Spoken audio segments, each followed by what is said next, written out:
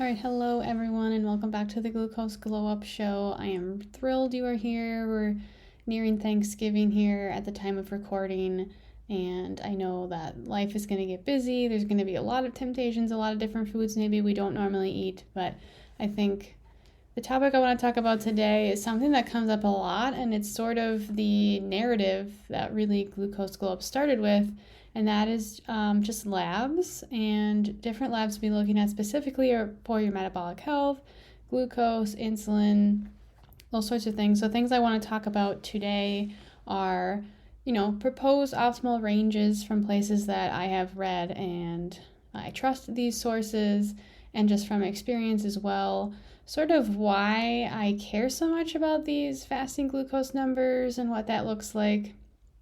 I want to talk about a video that I made that has been the most viewed video that I have made, specifically on TikTok. It was most viewed, and I got a lot of comments. So today I want to go through some of those comments as well and just talk through some of them, because I feel like the TikTok world is pretty wild out there, and there was a lot of controversy over this video that I made. So I'm going to share the link to that video and also just talk through what I said. So I want to kind of just jump into today's episode and walk through labs, talk about the video, and kind of go through some of these comments. So let's jump in.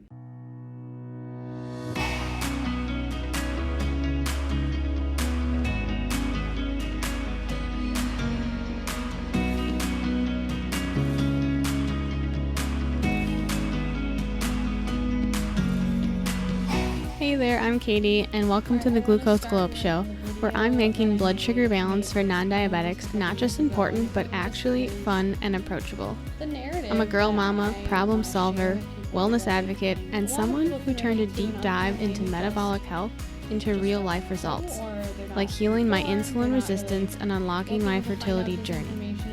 This podcast is your backstage pass to everything I've learned, and I'm still learning about glucose, longevity, how to beat your cravings, and stop feeling hangry. Why does this all matter? Because when your blood sugar's in check, everything just feels better, from your mood to your energy and overall health. Here we'll talk about glucose tracking, eating for balance, optimizing your health, fertility, navigating the healthcare system, a holistic approach to wellness, and biohacking your way to feeling amazing for years to come. I'm in the trenches right alongside you, working daily to manage my own glucose and have more energy for the things I love. So whether you're ready to kickstart your health, deepen your understanding of how food impacts your body, or just want a relatable space to learn and grow, you're in the right place. Let's get glowing. I just was looking for someone to listen to me, and they just kept saying, no, I think you really should take Prevera. And then I started digging into the glucose, and the message I got back from my primary care doctor was, your doctor reviewed your message. She says the glucose was within normal range and would have no impact on your cycle. And so at that point I was very frustrated, and I just started diving into a lot of research and just trying to figure out, well, I don't know if being on the upper range of normal, the upper range of the standard, is that normal, or is that a good place to be? I don't know. I had done a lot of different labs, even with my naturopath, and sometimes it was 82 and other times it was 90, and I think that there was a lot of factors going on, right? And I'll get into that a little bit.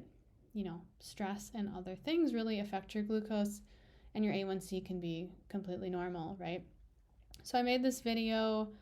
It definitely took off on TikTok, and this is basically what it said. I will link to it, but I said, I got my lab results and my fasting glucose was 99. My doctor, oh great, everything looks good. You're good to go till next year. I'm not super great at math, but if 99 is normal and 100 is pre-diabetic, how much different is 100 from 99? Okay, so this video has, I think it's at 200,000 views on TikTok, which for me is a lot of views as far as my videos go. And now this video caused a lot of controversy. I got a lot of comments, a lot of shares, and whatever on TikTok and also on Instagram. And I was like, okay, we're starting the conversation, and some people aren't friendly about it and other people have a lot of opinions. And for me, this was part of my story, and why I made this video was because it was sharing a component of my health journey that I feel like other people could relate to, and maybe they could benefit from if they couldn't relate to it. Like maybe there's another way that they could benefit, and I could help someone not get to this level of frustration with their doctors, or at least have an idea of what they're asking for, what they're looking for, and just knowing, that this isn't normal and you should find a doctor that's going to advocate for you. I mean, you need to advocate for yourself, but you also need to, find people in your corner that will like listen to you. So that's sort of why I made the video, and it really took off, and I feel like it resonated with some people, and then I also got some somewhat negative comments that I want to go into a little bit today. Before I get into that, I just want to go through kind of ranges. I'm going to just talk about glucose today. You could talk about, insulin, and then A1C is also a predictor that we could talk about too. So I've used Levels Health, and so I kind of go off of some of their data because they've published a lot of data, from people that have used their CGM that are not diabetic, and then just kind of comparing that to the normal range. So after all of their studies and kind of looking at the research of non-diabetics using CGM, they're kind of proposing that a optimal fasting glucose would be between 72 and 85 milligrams per deciliter. Now the standard range says you just need to be less than 100 milligrams per deciliter. And a fasting blood sugar level of 100 to 125 milligrams per deciliter, according to Mayo Clinic's website, would be categorized as prediabetes. Then 126 milligram per deciliter or higher, then if you get that twice, Mayo Clinic is saying, then they would diagnose you with diabetes. So there is something to know here that it has to be consistent. It's not one level is gonna,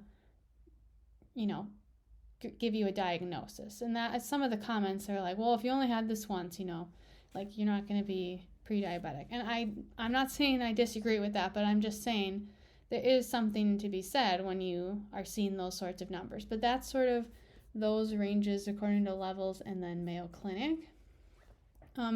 Levels goes a little bit further to say a pre-meal baseline should be 72 to 90 milligrams per deciliter. I don't know that there really is a standard range. It says that that's the same.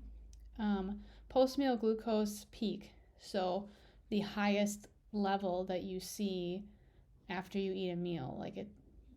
For me, I usually see a peak at an hour or so, or you can see the trend happening, and they're kind of saying to keep that less than 110 milligrams per deciliter with a less than 30 milligrams per deciliter increase from your pre-level meal. So you could keep it at, under 110, but if for some reason your glucose was really low and you went 40 to 50 milligram per deciliter change, increased change with that meal, that's a pretty large change. And then the standard range for a post-meal glucose peak is just less than 140 milligrams per deciliter. So oftentimes if you've used a CGM software, they do put 140 at the very top of your chart, and that's kind of when they start to consider that to be a spike or not, because that's sort of what the standard is right now. And then just recommended in-app range that Levels kind of recommends is 72 to 110. That's kind of based off their pre-meal baseline glucose and then what I just said as their peak glucose. So they kind of want you to stay within that. A more standard range would be between 70 and 140 milligrams per deciliter, which is somewhat high for a non-diabetic, but many do get into that range. So it is kind of nice to be able to aim a lower than the standard, but of course, standard is still normal, right? According to some doctors and other sources. So let's talk about A1C, which is your average glucose levels over the past 3 months. This is not a standard test. You would only get this test if you had been consistently testing or showing your fasting glucose was in the pre-diabetic range pretty consistently. Now, if you work with a naturopath or you get any other independent testing, you may get your A1C as well. Or if you had some other blood work that was digging into something else, you may have this, but it is not standard on physicals. So a normal A1C would be 5.6% or less. The pre-diabetic range is 5.7 to 6.5, and then anything over 6.5% would be considered in the diabetic range. So this number would go along with your glucose because we know that your fasting glucose is not telling the whole picture. To see an average over 3 months does make more sense for an official diagnosis. I do agree with that. So now that we sort of got a few numbers out of the way, I do kind of want to touch on some of these comments that I got on my video. These are comments specifically from TikTok that I just wanted to just kind of read through so you can get the range of what people are saying and what they think. 99 with a 4.7 is not pre-diabetic, even if the 99 on the higher end of normal combined with a 4.7 means you're completely normal, and this is from a type 2 diabetic here. I did say at some point I did have a 4.7 A1C. I'm not quite sure what it is right now. It was a little bit closer to 5, I believe, when I got my most recent lab work. So when I originally started this was, 5 years ago when I had some of this lab work done, and it was kind of wonky. And that was one of my A1C results. Now, I do agree that the A1C is normal, but having an abnormal fasting glucose kind of consistently for me was still sounding the alarm. So I agree, but I also disagree that just saying like you're completely normal, I'm not sure, right? You should still be I think it's still sounding the alarm, and you should be paying attention instead of sitting on the sideline and saying, well, I'm just going to wait until it's something worse, right? That's why I'm here, right? Okay, another comment. As a mom of a type 1 diabetic, 100 is completely normal. Now, I am focusing on type 2 diabetes. Type 1 diabetes is an autoimmune disorder, and while those individuals could benefit from some of my information, it is not caused by diet and lifestyle issues like type 2 diabetes is, and that's what we're talking here.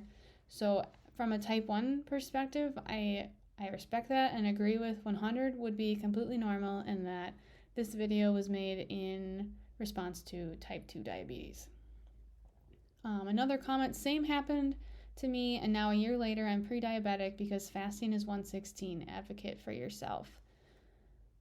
Yes, I think that you do need to be an advocate for yourself, and I'm not the only one that this happens to, because your doctor says, well, let's just wait till next year. I have a family member that this was happening to. Like, their doctor was like, well, just keep doing what you're doing and wait and see. It ended up working out really well for them because they made a lot of good changes.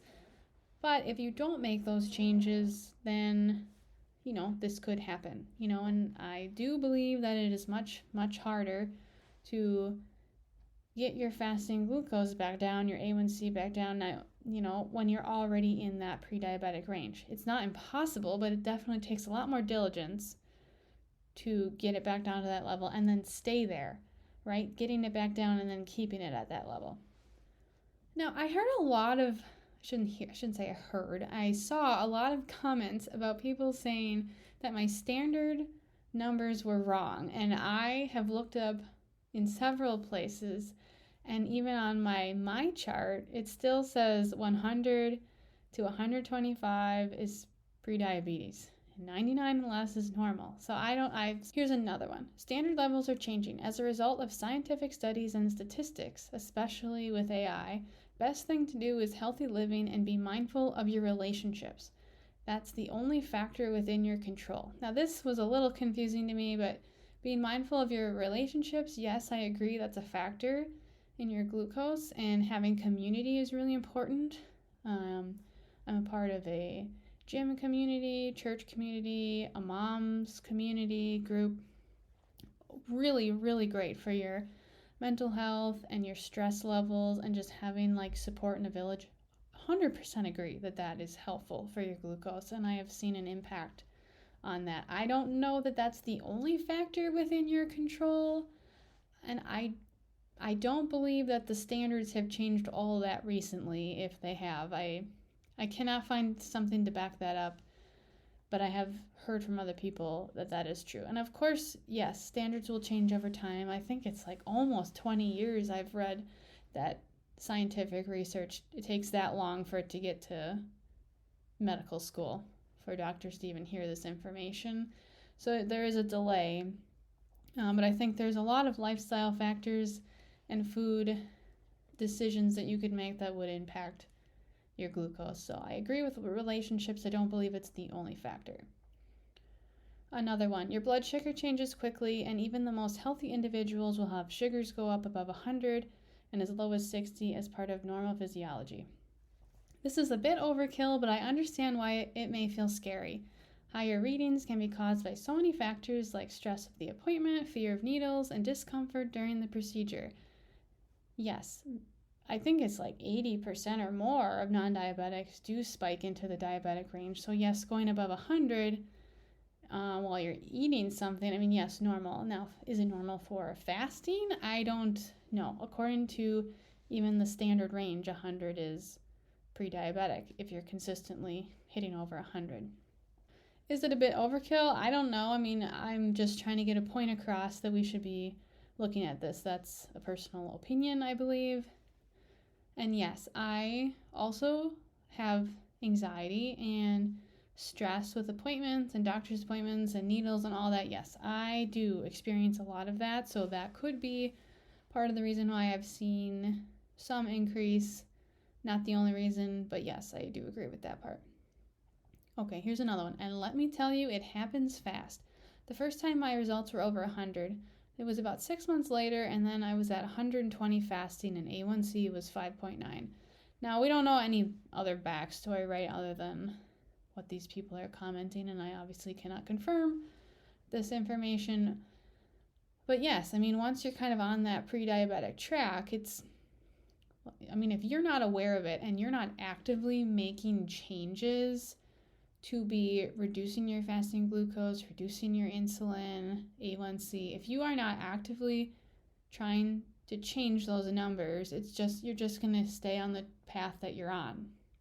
So if no one says anything to you and it's not brought to your attention, why would you be noticing or why would you be doing anything about it? So I think this is what I want to avoid. This is why I made the video. I want someone that says my results were over 100, and then I saw this and I started figuring out what I needed to do and what changes those were.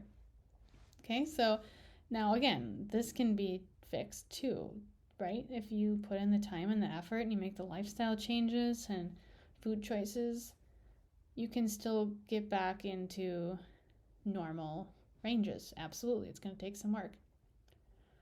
Another one, mine is at 117. My doctor said you're all fine. Sometimes I've been dizzy. He sent me on my way saying it's fine. I don't believe him. Again, advocate for yourself. And 117 is really high for a fasting glucose if that's what they're saying. And now, did the doctor really brush it off? Probably, right? I think sometimes they just don't have enough time. And if it's not bad enough to them, I don't know, right? They just kind of continue on with their day. I don't know. Again, I even tried saying something, right? I sent messages. I said something in my appointments, and I still feel like I get dismissed. So I think it's find a new doctor. Okay, a few more. It's in range. You're within normal limits. Watch your sugar intake and recheck. Yes, okay, it's normal. Watch your sugar intake is not the only thing. Even like simple carbs turn into sugar in the body. Crackers, breads, all sorts of things spike your glucose. I have a whole list of healthy foods, that you think are healthy that are spiking your glucose. There's all kinds of things. I recently posted on my Facebook and Instagram, all my social media platforms, a pumpkin pie smoothie bowl. It had chia seeds, it had pecans, it had just pumpkin puree, it was sweetened with dates. And that was one of the highest readings I feel like I've ever had on my glucometer after eating that. So I think it's a lot more than just watching your sugar. Yes, but recheck, watch your sugar, but I think it's a little bit more involved than that. Another comment, I got 100 and they said it was fine. The description even says pre-diabetic. This is what I'm talking about. Thank you. It says it's pre-diabetic. So how are we not supposed to kind of scratch our heads a little bit? Are you with me? Another one, I got 100 and they tell me, don't worry about it. I mean, again, find a new doctor. I think there's a range of people in these comments. This is just a sampling, right? Out of like almost 500 or whatever. And some people get it and other people, are going to fight it because it's just, everyone has their own opinion, right? Here's the last one that kind of goes with that. Where do you expect them to draw the line? A1C is far better to see the last 3 months of blood glucose levels. It's also good to take into account your overall clinical picture, your symptoms, etc. If they would have said you're basically pre-diabetic, put you on medication, and you're actually normal, you'd likely drop too low, and then you'd be making another video about the opposite scenario. Okay. I'm not suggesting that I should have gone on medication. I'm suggesting that my doctors should have seen this as a little bit of a red flag. Like, hey, I think you should start looking into this. See what we can do about like getting your glucose down. Like, it's just something to look at, I don't want that. I wouldn't want anyone to be freaked out or scared or, this fear-mongering thing, but it would be nice if our doctors would just have a conversation with us. Of course, they need to draw the line on these standard ranges somewhere. And I kind of mentioned in the beginning, like optimal levels, versus standard. Like, is it a bad thing to be kind of wanting more optimal versus standard? My opinion is it's not. And I don't think it's selfish for me to say I would want everyone to aim for optimal levels and not just settle for standard. And yes, it is important to look at your overall, health, but I am not suggesting someone go on medication when their, fasting glucose was at 99. My suggestion is you start taking a look at what's going on, maybe get a CGM, get a glucometer, and start to see what kind of changes you can make now. Maybe it's just something so silly. I mean, that pumpkin smoothie bowl looks pretty healthy, and it's when you search on Pinterest, healthy smoothie bowls, it's going to pop up. And then maybe those healthy foods that you keep eating aren't really as good for you as you thought. Like, yes, there's dense nutrients in some of that stuff, but could you make it in a different way so that it's not having such a large impact? I can't remember 100%, but I feel like it was like a 70 milligram per deciliter increase from my baseline glucose that I started with after I ate that smoothie bowl. Now that is very far from the 30 milligram per deciliter increase that Levels was suggesting. So that's what I'm talking about. Like, I understand they need to draw a line, but I think they should be able to take some time to see a red flag and mention something to me versus dismissing me, and then allow me the opportunity to dig a little deeper, even if that's on my own, which it probably will be, and then start to make changes. All right, just to wrap up, we kind of talked about labs. Fasting glucose was really my main target of this, and just sort of the video that I made with, what's the difference between 99 fasting glucose and 100? One has a more significant diagnosis than the other, and when it's kind of being brushed off and we're kind of doing this like wait and see thing or not even mentioning it, or even worse, where I was at, like, that's not impacting your fertility at all. Like, don't even worry about it. It has nothing to do with that. Like, that's a problem for me, and I want other people to be aware of that and know that it's okay to seek answers other places. Find a doctor that you trust, and if you can't stand up for yourself with that doctor and they're not really on your side, you need to find a new one.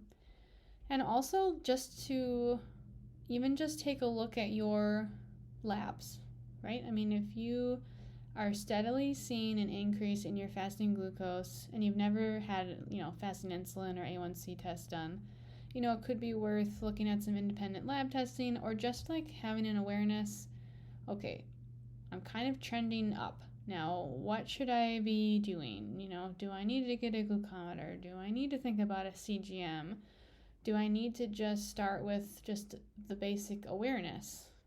Sometimes everyone doesn't need to know every single number. Maybe I enjoy having this sort of biofeedback, and maybe it's too much for you. But having, an awareness of what are you consuming. Maybe you don't even realize. Maybe it's a food journal. Maybe you track your macros. Maybe something else works for you versus like hyperfixating on your glucose and insulin levels. But either way, like if you're trending high, the message here really is your doctor is probably not going to say anything to you until it's really bad. So can we start to make some changes today? So that's where we're at. We kind of went through the video, which I will link to in the show notes. I went through a bunch of comments, and you kind of saw a range of how people were responding, some pretty positively, others kind of neutral or negative.